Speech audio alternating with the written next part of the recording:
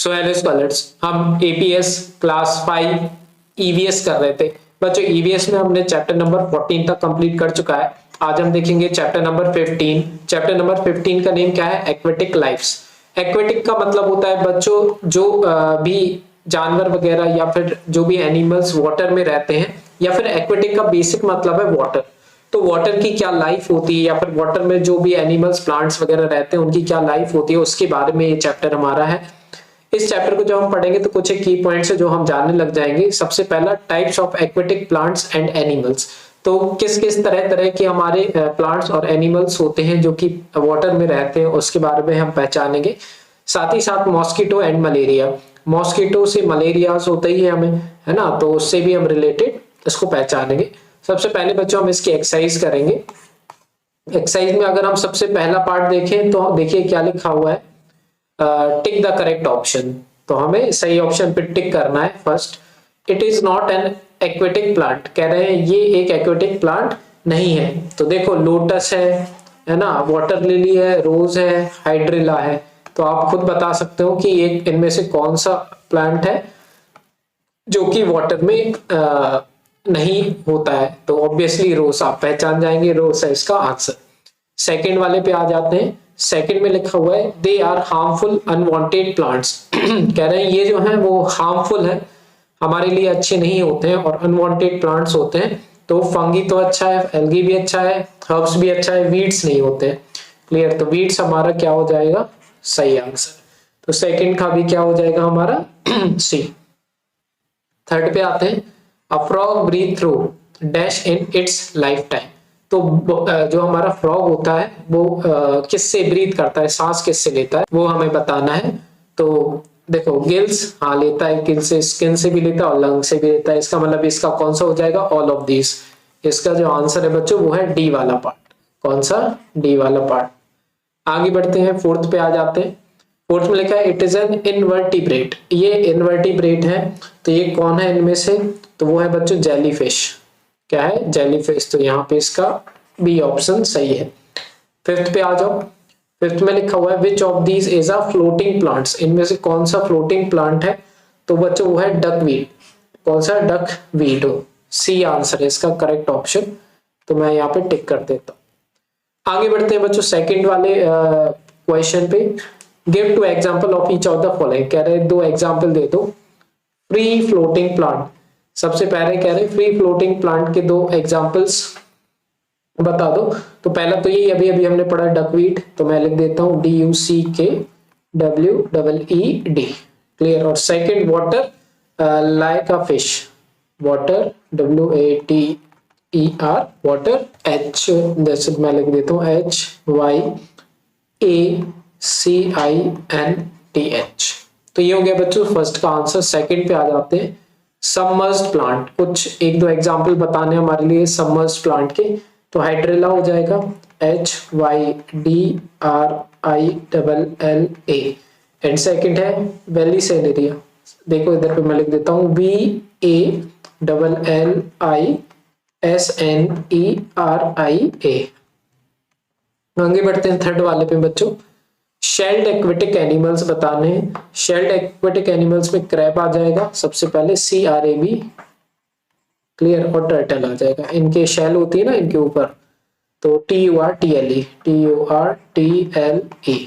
आगे बढ़ते हैं एक्वेटिक मैमल्स। कह रहे हैं एक्वेटिक मैमल्स बता दो दो एग्जांपल। तो पहला डॉल्फिन DOLPHIN। मैमल्स क्या होते हैं? जो अपने बच्चे को जन्म देते हैं, अंडे नहीं देते, जन्म देते हैं डायरेक्ट बच्चों को। ह्यूमन बींग्स भी एक मैमल्स है। तो वेल WHALE। क्लियर? अब आते हैं फिफ्थ वाले पे, एक्वेटिक बर्ड्स। कह रहे हैं एक्वेटिक बर्ड बता दो। तो डक हो जाएगा, और हेरोन HERON। तो ये हो गया सेकंड पार्ट हमारा कंप्लीट। अब हम आ जाते हैं बच्चों थर्ड वाले पार्ट पे। तो थर्ड वाले पार्ट में देखिए हमें क्या करना है, इसको मैंने ऑलरेडी लिख के रखे answer. Complete the flow chart for the aquatic plant and animals. पहले एक्वेटिक प्लांट बताने थे, तो उसमें lotus, hydrilla, water lily, duckweed, water hyacinth, ये सब आ जाते हैं। एक्वेटिक एनिमल में बताने थे तो fish, octopus, sea horse, whale, ये आ जाते। तो ये हो गया हमारा थर्ड वाला पार्ट कंप्लीट। अब फोर्थ वाले पे आ जाओ। Name the following, a bird with webbed feet, तो ये duck. Disease caused by anopheles mosquitoes, तो मलेरिया ये डिसीज बीमारी हमें देखे जाते हैं। एन एम्फीबियन, कह रहे कोई भी एम्फीबियन बता दो, तो फ्रॉग। अ वेडिंग वर्ड बता दो, heron. Another name of dirty stagnant water, slow moving water, है ना। Another name of dirty stagnant, मतलब जो रुका हुआ पानी रहता है उसका अलग दूसरा नाम मीन्स क्या हो जाएगा, तो स्लो मूविंग वाटर। फिफ्थ है बच्चों, answer the following question. Question number 1 है what is the difference between floating and submerged plant. कह रहे हैं फ्लोटिंग और सबमर्ज्ड प्लांट में क्या डिफरेंस है वो बता दो। तो इसके आंसर मैंने नीचे लिख के रखे हैं। क्लियर, डिफरेंस देखो, what is the difference between floating and submerged plant. तो पहले मैंने फ्लोटिंग प्लांट लिखा हुआ है। फ्लोटिंग प्लांट जो रहते हैं ना वो float freely on the surface of the Pond's and lake, तो ये पानी के ऊपर तैरते रहते हैं, ठीक है, फ्लोटिंग ही नाम है। और सबमर्ज्ड प्लांट होते हैं they grow totally under water, तो ये पूरा का पूरे पानी के अंदर ही ग्रो करते हैं। सेकंड है दे हैव स्टोमेटा, तो इनमें स्टोमेटा होता है जिसकी वजह से ये सांस ले पाते हैं। सेकंड, इसका जो सबमर्ज्ड प्लांट है they do not have stomata, तो सबमर्ज्ड प्लांट में स्टोमेटा नहीं होता। थर्ड में हमने एग्जाम्पल लिख दिए हैं इसके। एग्जाम्पल जो हमारे फ्लोटिंग प्लांट है इसके एग्जाम्पल कौन हो गए, डकवीड एंड वाटर हाइनेन। और जो सबमर्ज्ड प्लांट है जो पानी के अंदर होते हैं इनको हाइड्रेला एंड वेलिसनेरिया, ये हो गए। सेकंड क्वेश्चन देखें तो बच्चों इसमें था हमारा differentiate between vertebrates and invertebrates with example. तो हम इसके वर्टिब्रेट्स और इनवर्टिब्रेट्स में हमें डिफरेंसेस बताने। वर्टिब्रेट्स क्या होते हैं, वर्टिब्रेट्स में बैकबोन होती है, एग्जाम्पल फिश, टर्टल, ह्यूमंस, ठीक है। तो जिनमें बैकबोन होती है, रीढ़ की हड्डी होती है, वो वर्टिब्रेट्स कहलाते हैं। और जिनमें रीढ़ की हड्डी नहीं होती है, they do not have backbones, वो इनवर्टिब्रेट्स कहलाते हैं, example jellyfish, hydra. Clear. Third पे आ जाते हैं, question number third, what is stagnant water, why it is harmful. तो स्टैग्नेंट वाटर क्या होता है और ये क्यों हार्मफुल होता है। When water is not flowing and accumulates some area, it called stagnant water. तो जब पानी बहता नहीं है, एक जगह पर रुक जाता है, तो उसको स्टैग्नेंट वाटर कहते हैं। ये अब क्यों हार्मफुल होता है, ये नुकसानदायक क्यों है।